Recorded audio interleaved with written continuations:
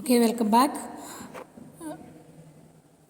Next intrinsic value example ആണ്.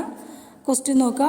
The stock price of Agas Limited in spot market is rupees 450. Okay, is rupees 450 and 2-month option contract is of rupees 450. The price of the option is 20 per share. What price the option will be at the money, out of the money and in the money of the option is both call as well as put option. ഈ simple example നമുക്ക് just എല്ലാം മനസ്സിലാവാൻ പറ്റും. അപ്പോൾ നമുക്കിതിൽ option strike price എന്ന് പറയുന്നത് എത്രയാണ്? അതായത് option strike price equal to rupees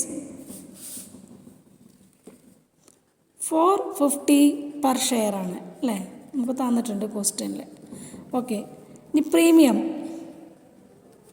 അല്ലെങ്കിൽ എത്രയാണ് പ്രൈസ് ഫിക്സ് ചെയ്തുള്ളത്, അല്ലെങ്കിൽ പ്രൈസ് 20 പെർ ഷെയർ, ഇത്രയും നമുക്ക് തന്നിട്ടുണ്ട്.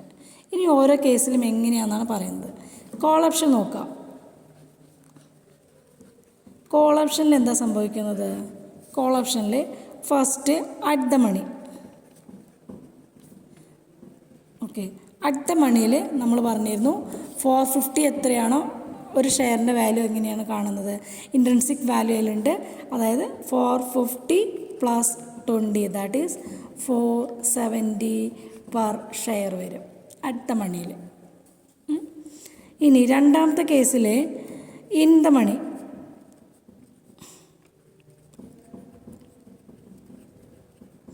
രണ്ടാമത്തെ case in the money. In the money കേസിൽ price greater than 470 per share.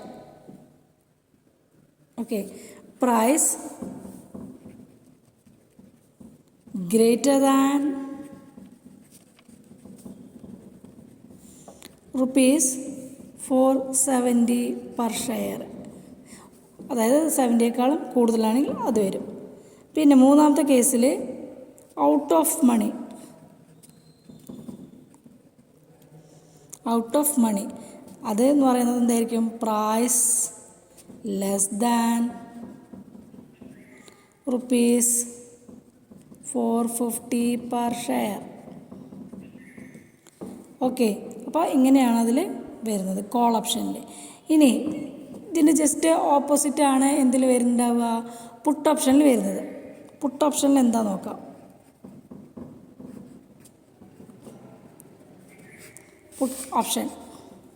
Puttu ഓപ്ഷനിൽ ഫസ്റ്റ് വരുന്നത് at the money. At the money എന്നുള്ള കേസിൽ അറ്റ് ദ മണി എന്ന കേസിൽ 450 ആണ്. അതിന് നമ്മൾ വാല്യൂ ഇൻട്രിൻസിക് വാല്യൂ മൈനസ് ചെയ്യുമ്പോൾ 430 പെർ ഷെയർ. ഓക്കെ, ഇനി ഇൻ ദ മണി കേസിൽ price less than 430 per share.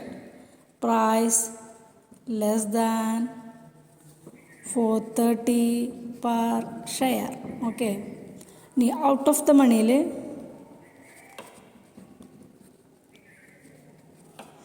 Out of the money കേസിൽ price above 430 per share. Price above 430 per share. Okay, ഇങ്ങനെയാണ് സ്റ്റോക്ക് പ്രൈസിൻ്റെ പ്രീമിയത്തിൻ്റെയും കാര്യങ്ങൾ കോൾ ഓപ്ഷനിലും പുട്ട് ഓപ്ഷനിലും വരുന്നത്. എന്തെങ്കിലും ഡൗട്ട് ഉണ്ടെങ്കിൽ പേഴ്സണലായിട്ട് ചോദിക്കുക കേട്ടോ. Okay, the next example.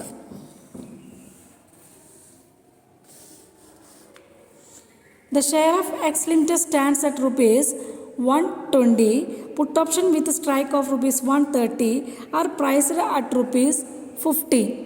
അപ്പോൾ അതിൻ്റെ what is the intrinsic value and what is the time value. പിന്നെ അതുപോലെ തന്നെ 3 ക്വസ്റ്റ്യൻ ചോദിച്ചുള്ളൂ. If the share price falls to 50 by the expiry date, what would be the profit or loss for the holder and writer of options? അപ്പോൾ നമുക്ക് ഓരോന്നായിട്ട് കാണാം. ആദ്യം ചോദിച്ചത് എന്താണ്? Intrinsic value. ഫസ്റ്റ് നമ്മളോട് ചോദിച്ചത് ഇൻട്രിൻസിക് വാല്യൂ. ഇൻട്രിൻസിക് വാല്യൂ എന്ന് പറഞ്ഞാൽ strike price minus stock price. Strike price minus stock price.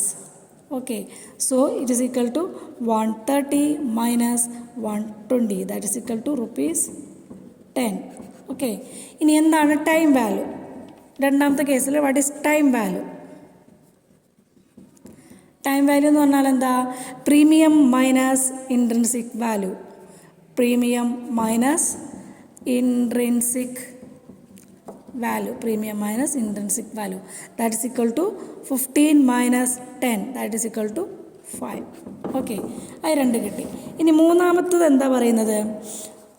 If the share price, question നോക്കുക, if the share price falls to rupees 50 by the expiry date, what would be the profit or loss for the holder and writer of option? എന്താണ് profit loss എന്നാണ് പറയുന്നത്? എത്രയായി കുറഞ്ഞാൽ? 50 രൂപയായിട്ട് കുറഞ്ഞാൽ. Okay, so the option holder could exercise to realise the intrinsic value of rupees 70 കിട്ടും. When the payment of rupees 15 considered, net profit is 70 minus 15, 55.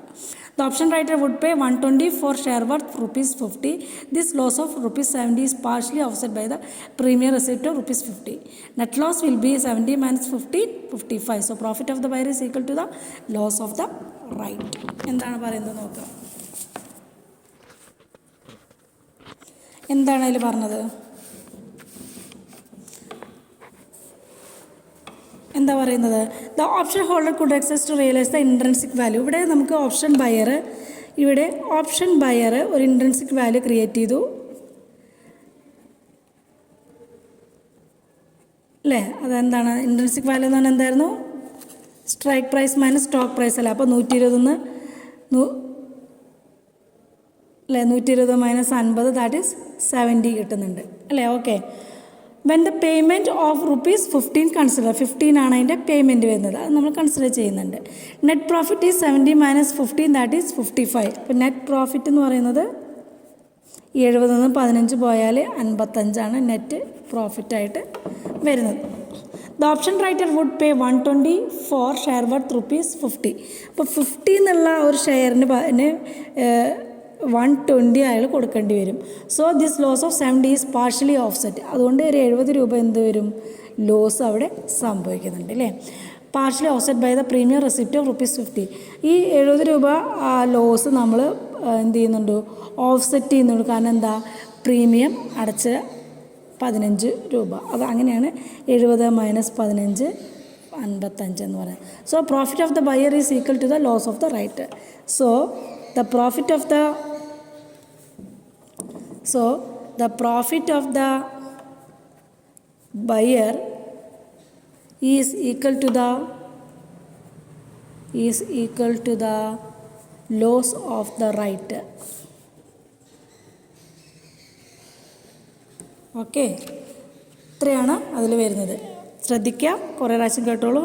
Doubt ഉണ്ടെങ്കിൽ പേഴ്സണലായിട്ട് മെസ്സേജ് അയക്കുക. സിമ്പിളാണ്, എക്സാമിന് ചോദിക്കാറില്ല, ജസ്റ്റ് കൺസെപ്റ്റ് മനസ്സിലാവാൻ വേണ്ടിയിട്ടാണ്. Okay, thank you.